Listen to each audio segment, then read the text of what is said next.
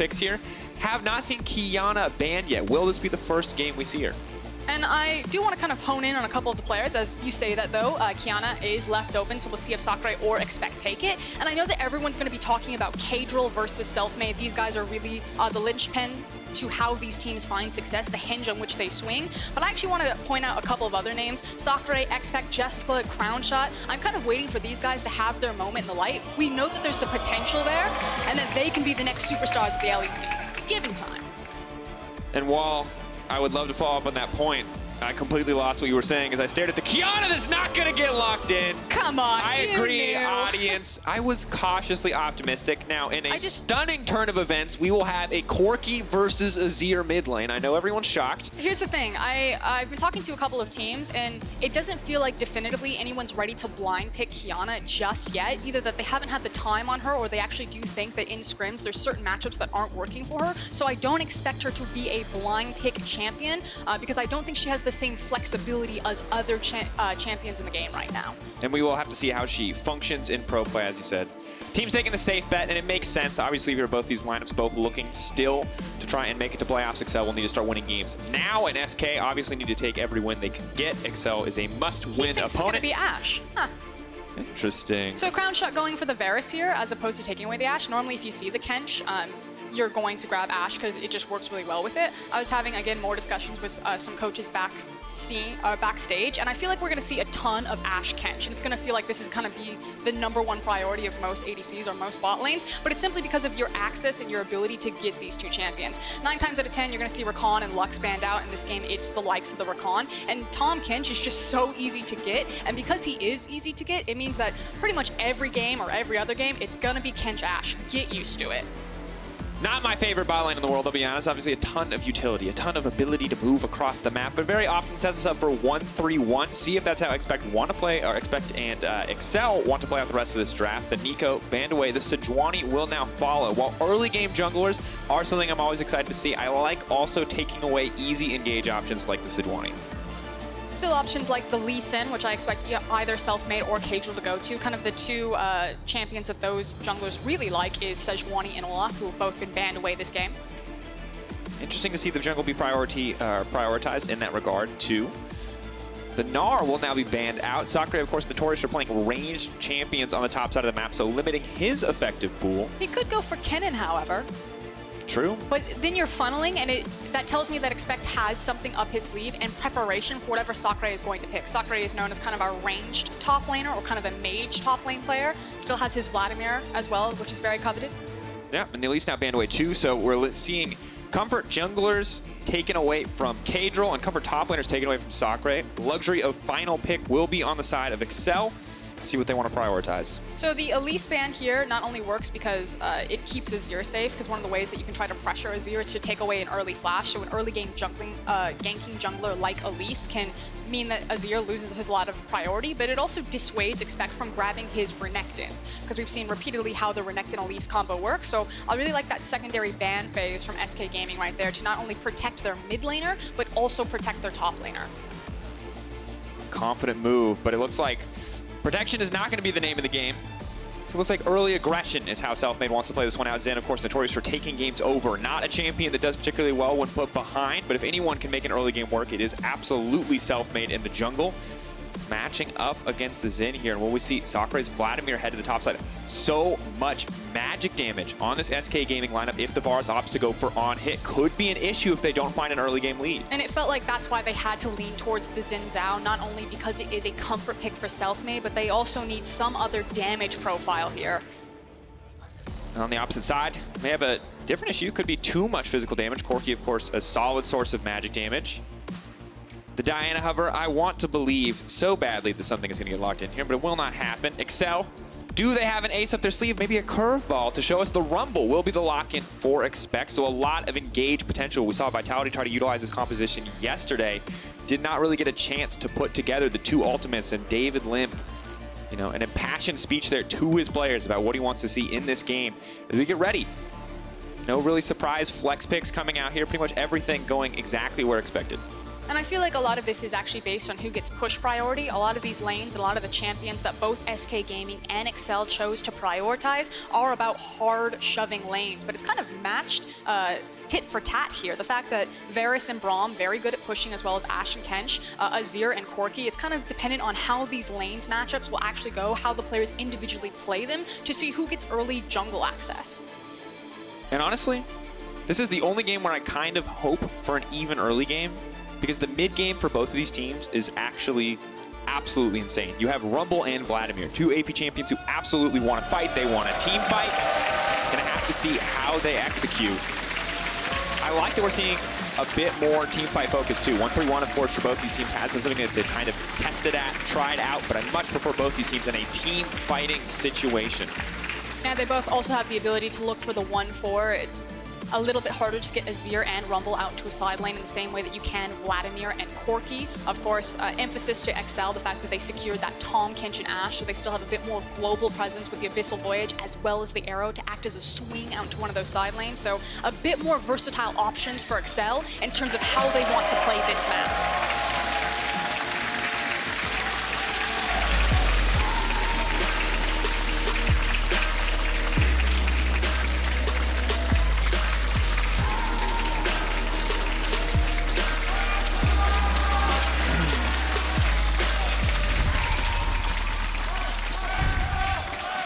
Here we go, ladies and gentlemen. It's time. SK versus Excel, our first game.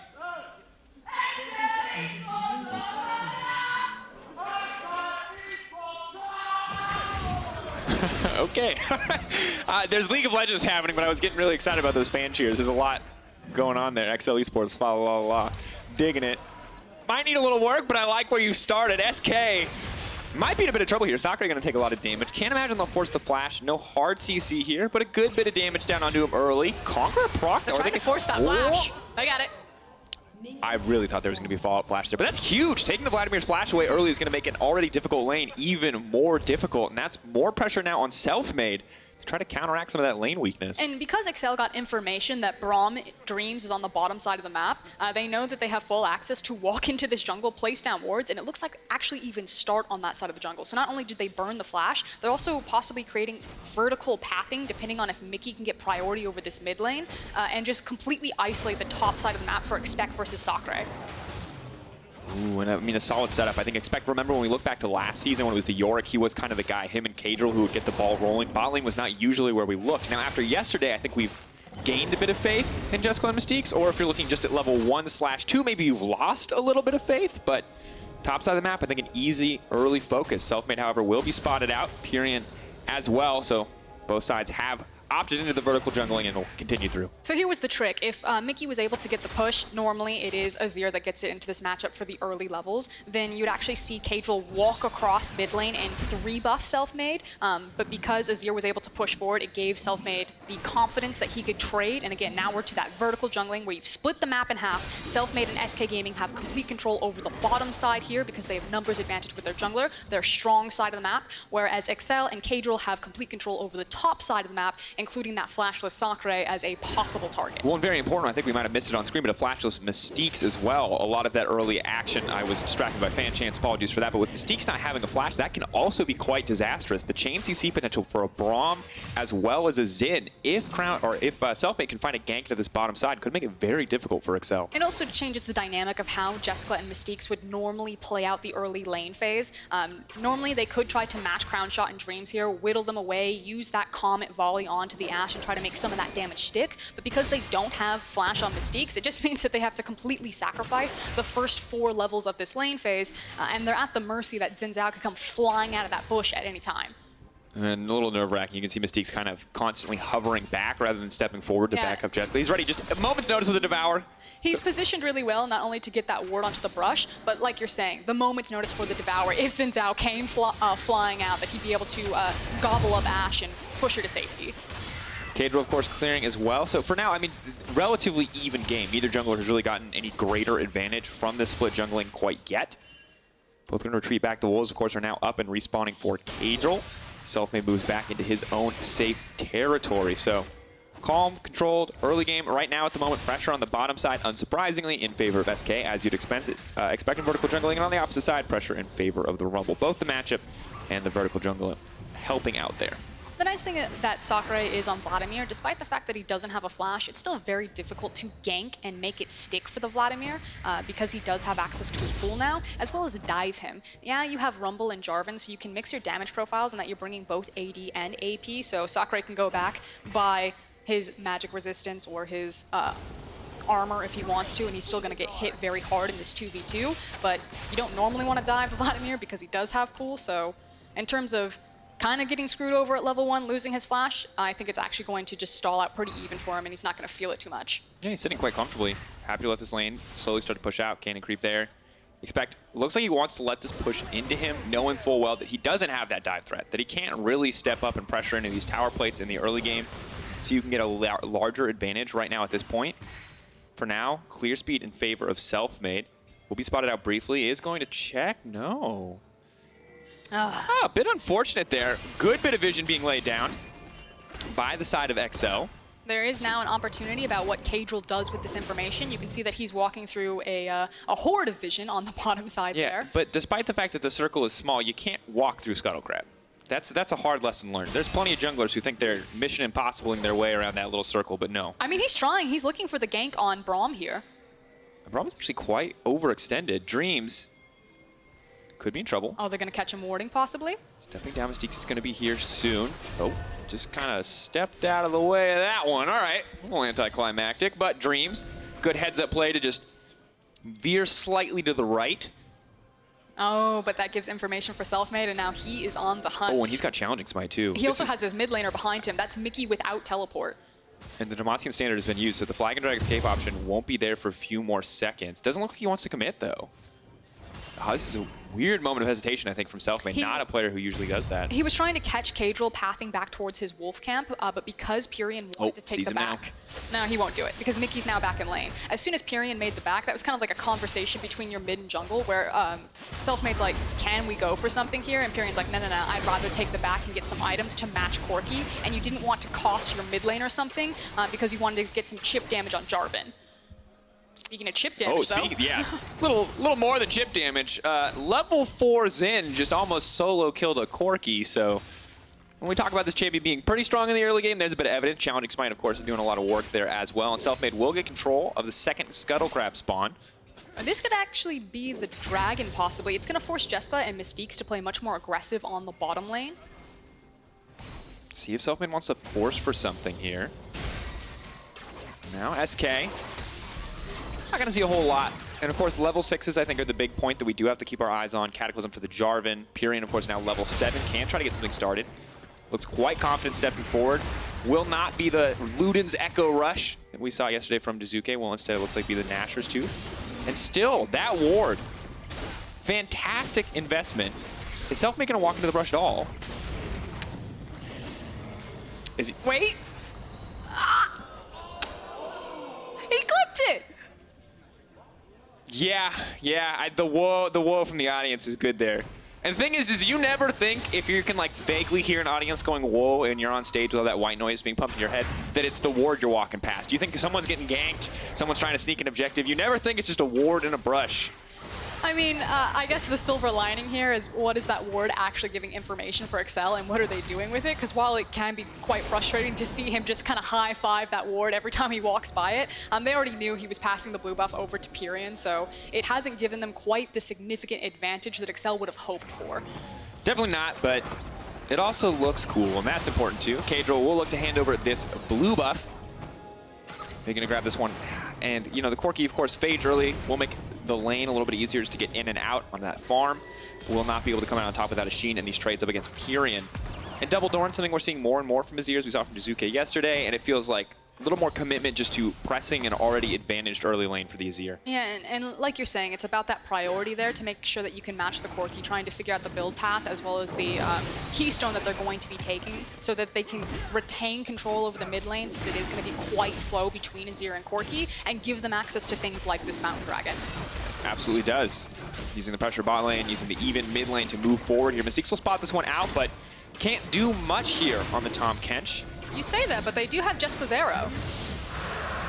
Arrow does connect. Braum is just going to body block. The rest of the team is here. Flag and drag forward. Selfmade tries to buy a little bit of space. Locked up. That's going to be first blood. Now they're being knocked back. Oh, man. XL getting 2 quick kills in exchange for the dragon. Tahm Kench coming in. Steve's going to try to walk it down. Crownshot should be safe under the tower, and well called, Froskurinn. Yeah, the dragon came out, but the big tell was expect having access to the TP. As soon as you know that Rumble has TP and access to ultimate, 100% XL were going to try to take that team fight, as Mystique's is not done. One man on a mission. You thought Rakan was the only playmaker. Oh my god, Jarvan's he's on the actually way. just going to walk him down. He doesn't need Jarvan. Here we go. Supportal combat. Get him. Where's Doa at? Bring him back. You can't. Mystique's is a generous Tahm Kench. You bring it back. I mean, Mystique's is bringing it home right now. Mystique's. Yeah, that is not a 1v1 I would ever want to experience. That was unfortunate for Crownshot, but now 2 quick plates, easy pickup. Dreams isn't even going to step forward to cancel that back. He's not interested.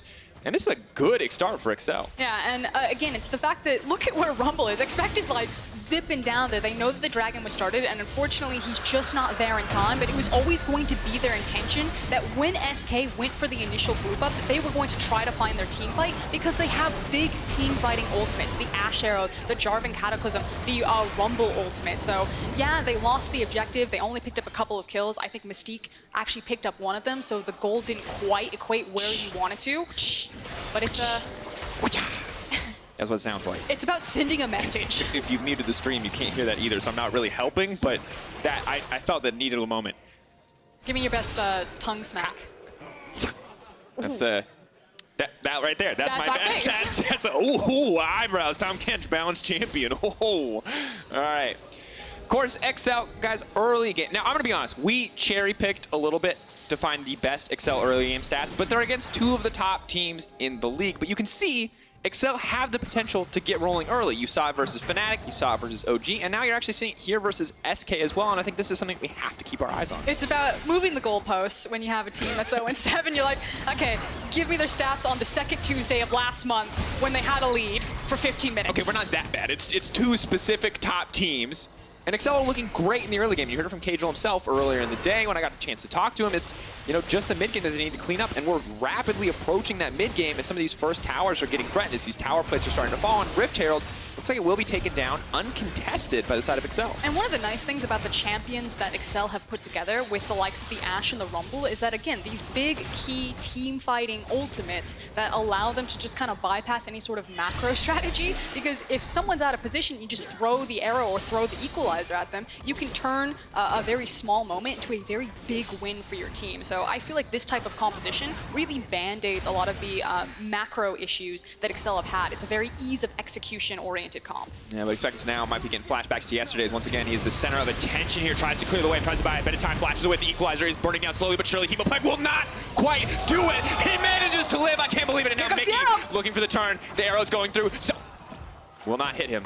That wall, though, did not see it coming, most certainly, and SK will walk away there. DP may have been over-aggressive, but I cannot believe that Expect survived. I mean, it was actually all about the ward. He wasn't even aiming for the wall.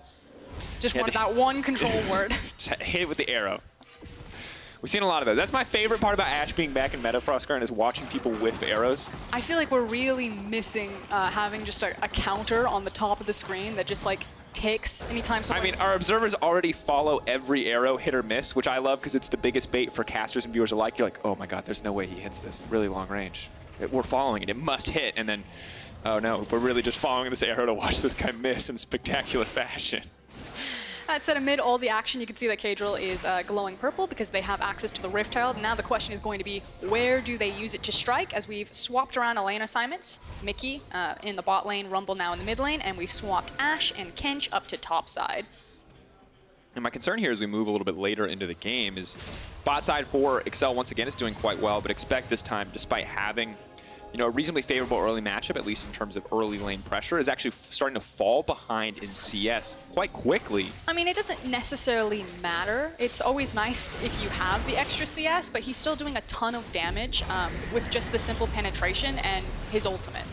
So I feel like it doesn't mean so much for this Rumble at this point.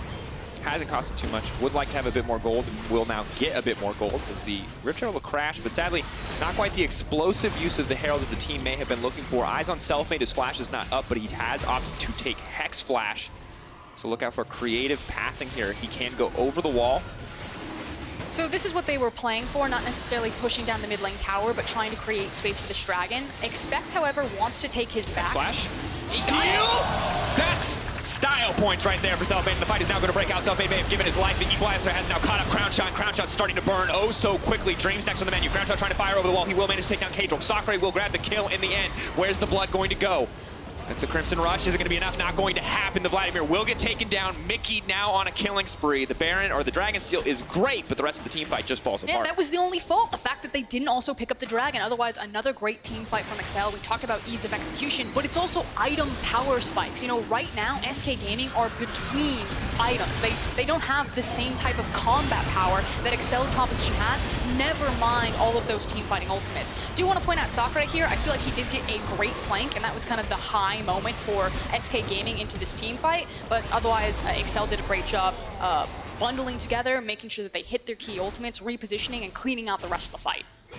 And this is something that Excel just continue to show us every time, is one or two of these mid-game team fights. Usually not on the Dragon, too. I feel like we've seen this in the OG game. I feel like we've seen it in the Fnatic game. Every time Excel are finding leads, it's around these early Dragon fights and knowing those windows of opportunity where they can go in. And we're seeing a Rumble really be kind of that hugely impactful champion that it's always theory crafted to be, but we just haven't seen in a few weeks. It's also kind of now about the next step for Excel. It's a bit easier to play this point of League of Legends because a lot of the towers are still up and it's kind of paint by numbers. Like you can figure out where you're supposed to go. The dragon has spawned. Okay, we should obviously be playing around this objective. Where Excel really tend to struggle is when the map is much more open, when there's no clear tower to go for, when it's more about setting up your vision, moving your vision line around. That's where they tend to stumble and not figure out exactly what the next best objective or next best play is. See if that's something that can change. The Hex Flash will not be used over the wall. Crownshot set up to clear out the mid lane wave, and Excel just spreading out across the lanes. Corki, of course, being 3-0-1 and having 1.5 items is going to make things a lot easier. The package has been used, though, and still have to be a bit careful here as Selfmade is a looming threat, but the later and later we get, the less and less that Xin will be a problem. And now a good bit of damage as Excel siege the mid lane. Caedrel waiting in the darkness there to dive in if SK overstep or overstay their welcome. Just barely able to clear that tower will now shift their attention to the bottom side. So we're still very much in the Excel wheelhouse. Follow that arrow. Where's it going to go? Nowhere. Sacre will sidestep, but another tower will drop, and the advantage just continues to grow. Almost 3K in the favor of Excel. And just really good map play from Excel. Pirean doesn't have access to his teleport. You can see that he's trying to trade a tower on the top side of the map, but good job from Excel not only to move their vision line throughout this jungle and create a safety net to allow them to pressure simultaneously mid and bottom tower. And overall, just, you know, confident control of the early game, even up against this SK lineup. It will be Luden Zeko first. Pirean, though, will stop off for the Stinger on the way for a bit more attack speed, and was able to trade that tower you're talking about on the top side, so that's at least something back. Only a 2K difference now, but really need to see a little bit more from SK, I think, in the minutes to come. Yes, you do always have Azir, Vladimir. We talk about late game, but as you mentioned earlier, more about 2 items, and, well, at this point, XL are much closer to those 2 items. Yeah, which is what they're kind of banking a lot of their snowball on. It's the fact that they're ready right now to make plays, but we're quickly approaching that point in the game where Excel need to find the right play each time, and it might look like this one. Cataclysm and his quick disengage there from the ultimate. The Tahm Kench is now coming into the midst of the fight. Pirean is just going to walk away. Mystique's not with anyone in the belly. Only the Tahm Kench leaping forward. But they should continue to commit towards this top side tower. It's the last standing outer, so the easiest objective to obtain. Pirean, though, getting a lot more comfortable in some of these trades. The Equalizer, though, long range, looks like a great engage. Crownshot taking so much damage, he just keeps standing. Oh! Give him the tongue! Mystiques finds the kill. The flash whip. I like it. Expects, like, we'll pay you back. Caedrel took that last one. This one's for you, Mystiques. I just love how aggressive he plays the Tahm Kench. You know, Mystiques, when he came into the LEC, was our big Thresh player, and it was kind of considered maybe a one-trick on that champion, but time and time again, when you give him aggressive playmaking-oriented champions, he's able to show up, and you don't expect that on Tahm Kench. I was going to say, I don't know when we started calling Tahm Kench an aggressive playmaking champion, but I'm down for that change. Meanwhile, though, Sacre does get something back, and still, Mickey will get a tower on the top side. So while the kill goes in favor of Exile, towers are traded 1 for 1. And look at that fatty Tahm Kench damage. The bar looks small, but folks, that's more damage than the Varus has done to champions this game. That's more damage than the Ashe did. And that's the clout. Mystique's, he wants his respect. He's new on the Rift, but he's going to earn it the hard way. Getting in there, fighting at melee range. I'm just really happy that Excel are continuing to give Mystiques and Jessica the spotlight. I love the fact that the LEC has such a deep pool of talent that they're investing into these younger, inexperienced players, giving them the time of day. And I do... I mean, I can't fault Crownshot there. When you watch it the first time, it really looks like, why doesn't he get out of the Rumble Hall? But there's no right choice. He either walks into the Tahm Kench. Yeah, that would be my face too. Yeah, gotta respect it. I just want that the gift. flash cube. Yeah. And every time Tahm Kench just completely sucks all the fun out of a game, it's just you play that one. But it's in a different way, and isn't that great? It used to be from eating people or eating allies, now it's from eating enemies. And Excel will grab another dragon. SK were floating around, maybe looking for the contest here. Could try to turn and look for the fight. Only a level 10 Varus, however. Only one item, a little bit extra. But this is the pressure point. We knew that Excel could do this. Their early games have been pretty strong in the coming weeks. So they have the gold lead. They have all of the items that they need. 2 items completed on the Corki. He's going to be hitting like a truck. They have all of the big team fights to force fights, to force objectives. Now they need to actively do it. Whereas SK Gaming want to slow this game down a little bit, get to that 2 to 3 item, particularly on the likes of the Varus, and just kind of wait for Vladimir to take over in these 5v5s. Now to see where they look for the setup on the side of Excel to try to keep this game rolling. As you already mentioned, Froskurinn, mid-game is generally where this team falters with all 3 of the towers down now. We're officially into mid-game. Baron is now up and available. Will they go for that objective? Will they go for some of these tier 2s? It is really all eyes on Excel at this stage of the game to try to solidify this lead, to try to extend this gold advantage. The nice thing about Excel's comp is, unlike some of the other LEC comps that we've been seeing, it's not just, 5 damage threats. They do have a bit of actual tankiness between the Jarvan as well as the Tahm Kench potentially. So starting up an early Baron isn't as punishing because they do have someone that could theoretically tank it up. And good damage sources as well. Corki, of course, shreds through. This Ashe build, not necessarily the highest immediate DPS as you might see on the Blade of the Rune King Runaan's build, but this is the Essence Reaver Trinity Force. If you're not familiar with it, lots of cooldown reduction, lots of poke. And the big difference here is the fact that it's the previous Ashe build is more about a 3-item power spike, whereas this Ashe build is more about a 2-item power spike. And the game is really decided, a lot of the LEC teams believe, on 2 items. So this Ashe build is more about the poke damage, as well as kind of spiking and peaking exactly when you want to at very critical moments in the game. And my favorite part about it is you get a lot of CDR, which means a lot more Ashe ults, which means in theory, if you're hitting them, a lot more quick picks for the team, which does make things easier if you're on the side of Excel. Playing for picks, I think, one of the simplest ways to find an advantage, but Excel are just going to commit here. Vladimir is, of course, on the bottom side. TP is available. There's a death cap for Sacre, but no ultimate available. That's going to be huge. 4K, the arrow used to disengage. Can anyone get it? No, they've got the Baron. SK don't even know if they want this fight. Dreams is going in for the engage, but the Equalizer is there to split the team. Jessica, untouched for now. Expect has already been taken down. The Corki firing, but Dreams is there to block the damage. Well-played fight by Dreams and SK, but the Baron's still going in favor of Excel. That's an excellent call from Excel. Again, they had the tankiness. They could turn for an early Baron. They did just that, but also the fact that they didn't want to overcommit to the fight. They said, we have the Baron. We got what we came for. Just sacrifice expect. It wasn't the perfect fight, and they retained a lot of that Baron in their health. And the confidence from Excel to pull the trigger there and to force that Baron play. Strong showing so far from this team, and SK really need to figure out how to survive. We talked about, hey, they want a little more time to get to their 2 items. Well, they still want more time, but things are going to get a little bit harder now that a Baron buff is backing up 4 of the 5 Excel members. Tier 2s, I think, pretty easy to take at this stage if Excel want to force and group. It looks like they do in the mid lane. And this is one of the powers of having an Ashe on your team, is that the threat of when you approach a tower, if her arrow is up, which you were just talking about how much CDR this build can have. Yeah, the arrow's up, fun fact. All the time, and it's absolutely terrifying. Frustrating to deal with, most certainly. Now, a little bit of defensive vision in their own jungle, so they know what Excel is up to, but it's going to get harder and harder as the wave pressure comes through. And once looking at mid-game, once again, eyes on Excel to execute here, to push out across their waves, to set up good vision, and to make the most of this Baron. Plenty of teams have gotten Baron and done very little with it over the years. Hopefully Excel has not added the books there in that category. I mean, this is textbook perfect right now. The only thing that they have fumbled on is clearing out a lot of the vision that they are standing on, but you can see that that is the intention, as they're just grabbing waves, shoving it into tower, grouping up as 5, and threatening with that Ashe arrow. So if SK Gaming don't have the perfect defense, then they'll just pull the trigger on that and try to delete someone. Sacre trying to find a flank. Arrow will connect, expect holding for now, but Sacre onto the flank, trying to get in. Only going to hit 2 members, though, with the Hemo Plague. Will now turn his attention to Caedrel. Of course, no cooldown reduction for him quite yet. Now the turn and burn. That's a huge equalizer, zoning the team off. Dreams finds the disengage, though. They're going to hold on for now. Caedrel stepping forward, has to be careful. Sacre 1v1, massive threat to him. He will manage to back off. Still excellent patience from Excel. They did the damage. They forced SK off. They traded all of the key ultimates, so there's just kind of nothing left in the tank for SK Gaming, and then they get the tower for their efforts. And neither side really overstaying their welcome there. Not exactly the Vladimir ult that Sacre was looking for, but a decent start and continuing to threaten more and more as he scales up, working towards that second item.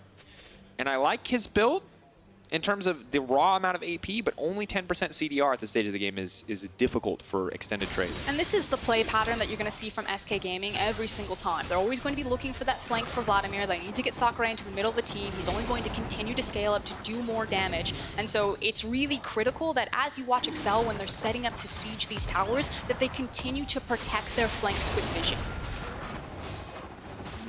For now, only vision really laid down on the bottom side of the map, so after this Mountain Drake, 28 seconds left. Maybe they continue to try to siege these tier 2s. It is a 4K gold lead. It is double Mountain Drake, so towers will fall quite easily before this team.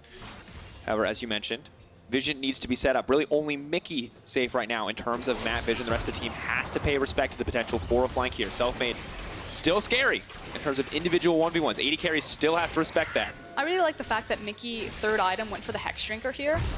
So he's now just completed his second tier boots for the penetration, but he's doing so much damage on 2 items, and then now also having the MR to his name, since his potential matchups are both the Azir and the Vladimir, but more importantly, contesting Sacre. Now SK Gaming can no longer just leverage sending that Vladimir out into a side lane and just trying to create a very obnoxious pressure point, since I think Mickey can just beat him in an extended trade.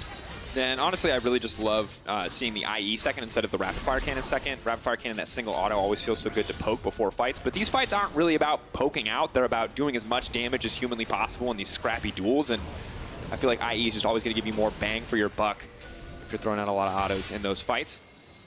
But now the TPs are coming in, willing to commit this one.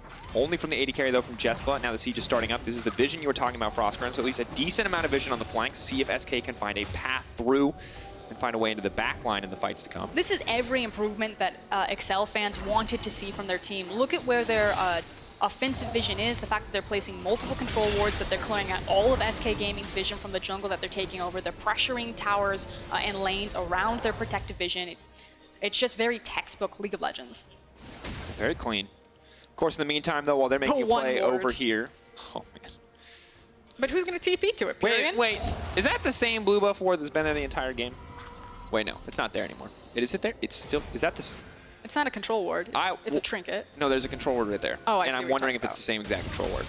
And see, I should have been tracking this in the entire game, because stuff like that makes me happy. If that blue buff and control ward is the same one, it has survived longer than majority of LEC players in most games. Yeah, that's true. The Immortal Ward. I'm going to pretend it is, for argument's sake. Someone's going to call me out and ruin it, because they've got Pro View and they can see that it's not. But I'm going to say it is. Live on, little ward. How long does it have to survive before we name it? 40. If we get a 30-minute game, 35-minute game, we can name it. Okay, 4 minutes. And we'll name the ward. Three minutes now. All right. But focusing up, SK once again, if you're wondering, hey, why aren't they making any crazy plays? They're chilling. They're waiting. They're not in a position where they really need to do much. Sacre is continuing to farm, and we've all played it against enough Vladimirs to know, a few more items under his belt, and they'll just start one-shotting the back line. But not there quite yet. Pirean taking a lot of resources, too. I like this. They know that Selfmade's going to fall off, so they stop giving him as much jungle, and they instead start pouring it into the Azir. 2 items now for Pirean. Mickey scares me sometimes. You could just see him looking at opportunities. I'm like, it's not worth it, Mickey. You don't know where anyone else is. But this is how you get on Reddit, is you go for the crazy plays. Not right before Baron spawns. Sadly, the Gatling gun proccing out there. So they got Sacre's teleport, but I don't know if they know that they got Sacre's TP. Oh, will not connect. I have confirmed, ladies and gentlemen, for those keeping track of the pink ward we were going to name. It is a new pink ward. It is not the same pink ward. I'm sorry. We will not name it. We can still name it. No, 30 minutes. Okay. Pink ward has to survive 30 minutes, then it gets a name. It'll be immortalized forever. We'll commission a Tahm to draw a picture of it. That will be the new status quo here at the LEC. Shout out. Shout out, of course. SK, though, posturing around this mid lane. All about mid-priority. Frosco, it is Baron setup time. Lay it out for me. Well, before we do that, it's actually really dangerous for SK Gaming right now because, again, they lost Sacre's TP and they didn't get the engagement. So you see the desperation from SK Gaming right now. They want to force the fight, and they just expended 2 key ultimates there. The Varus ultimate as well as the Braum ultimate, because they lost so much map pressure because Sacre can no longer just piece out to a side lane. And Nicki's like, ha ha ha, I'm just going to go out here. So SK Gaming, they've run out of time. They have to do this. Trying to buy a bit more time, throws it down, a lot of good damage going in, but Sacre just does not do enough. Jeskla is just going to go golden, buys a bit more, is going to walk away. Pirean can't get anything back in the meantime. Eyes on the bottom lane. All that matters is Mickey and that TP. If SK want to make this an even trade, they have to force Baron right now, or they are just going to lose everything for nothing. This is disaster. SK Gaming backs against the wall, again, from desperation to desperation, like you're saying. They have to go for this, but this could lose them the game. We are on the cusp of Excel's first win in the summer split. Oh, that is a massive equalizer. It is going to deter the Baron. Can they burn it down? Is it going to be enough time? He will get it. SK and Selfmade will get the Baron, and can they walk out alive? We've got to go back. It's 80s flashback vision, folks. I'm not sure what's happening, but it doesn't matter because SK are making it away, and it is Mickey versus the world. Came on by time. The backs are canceled. 1 tower down. That's going to do it in heroic fashion. It is the Corki. It is Mickey, and he is going to end the game. Excel take the win.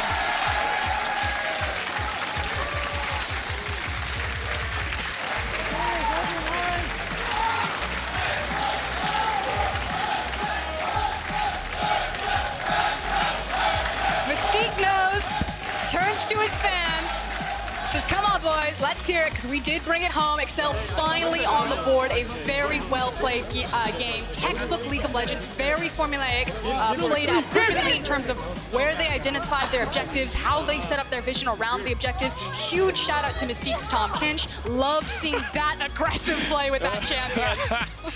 It was a good look for Excel, and always good to see a team turn it around from 0-7 to 1-7. I'm ready to see what else they have in store. A constant story of improvement. They were changing the roster back and forth, and it feels like they may have finally found a formula that works for the team. And just got to give praise where praise is due. As you said, clean game. Mickey on the bottom side with the TP. It was textbook League of Legends.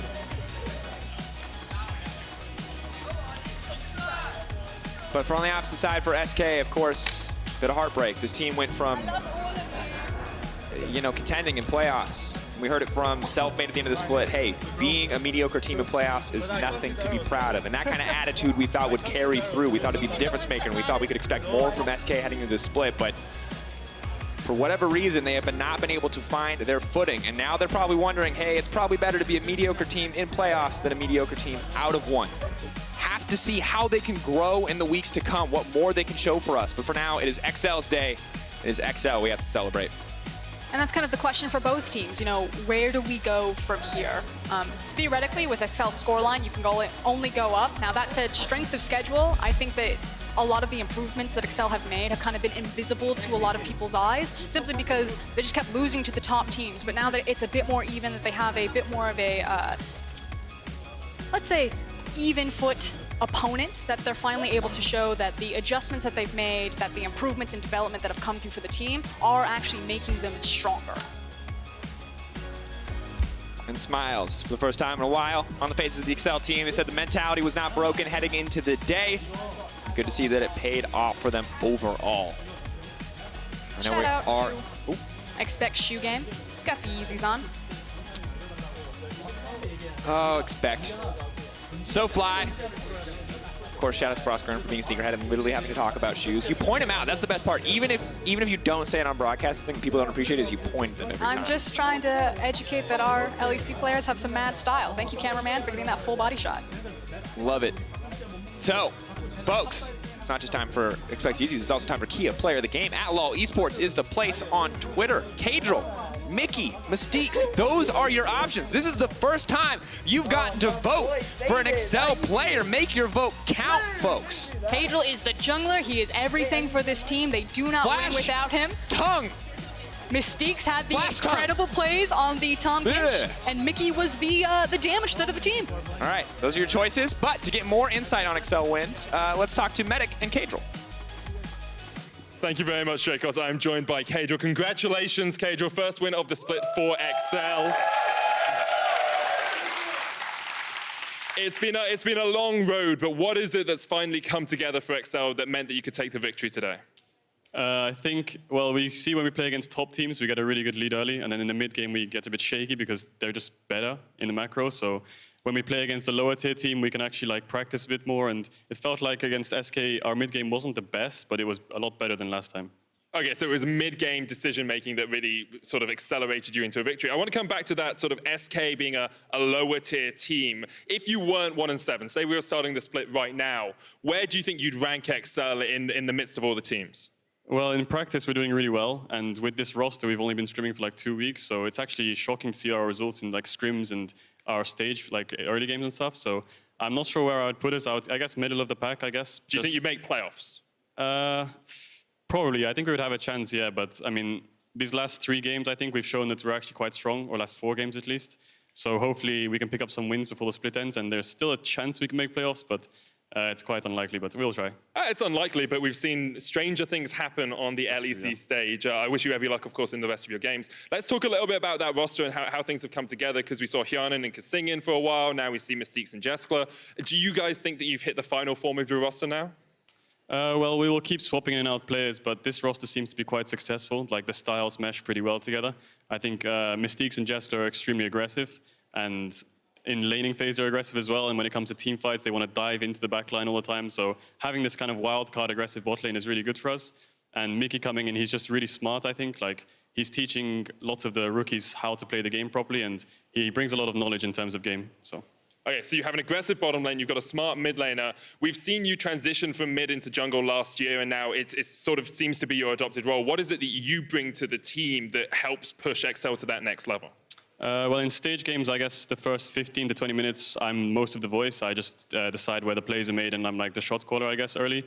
Then when it comes to mid to late game, it transitions more to me, Mystiques, and Mickey, kind of, and everyone puts their role. Like, Expect talks about TPs and stuff, and Jessica talks about team fighting, but for me, I'm just like sort of the leader in game in the early stages, and then when it comes to the mid-late game, we just need to become more of a team. It sounds very much like a team effort. Before we go to a break, is there anything you want to say to all the XL fans out there who've been waiting for so long for your first victory?